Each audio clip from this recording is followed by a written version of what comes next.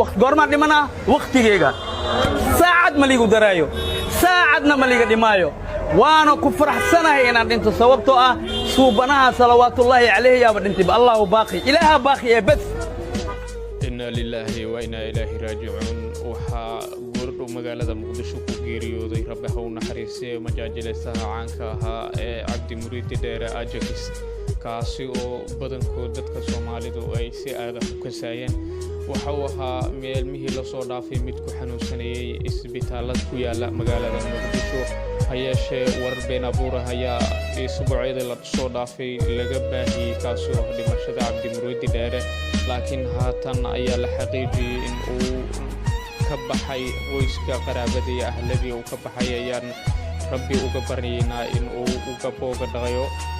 Cabdi Muruudi Dheere waxa uu ka mid ahaa majaajilaystayaasha Soomaaliyeed kuwa ay dadku sida aadka u jecel yihiin waxaana burburkii wadanka ka dhacay dhalinyarada kuma weeli jiray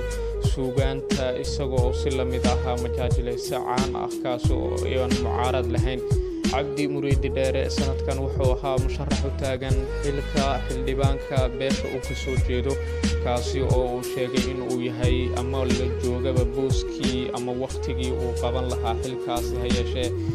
tan Allah ayaa ka soo hormartay oo Cabdi Muruudi Dheere haatan waa marxuun rabbi ha u naxariistee Cabdi Muruudi Dheere waxa uu yahay mid markaad eegto ay ku soo shaqeeyay warbaahin badan oo Soomaaliyeed waxaana laga xusi karaa Universal oo haatan uu ka tirsanaa si la mid ah raadiyaha Shabeelle iyo si la mid ah raadiyihii la oran jiray markaad eegto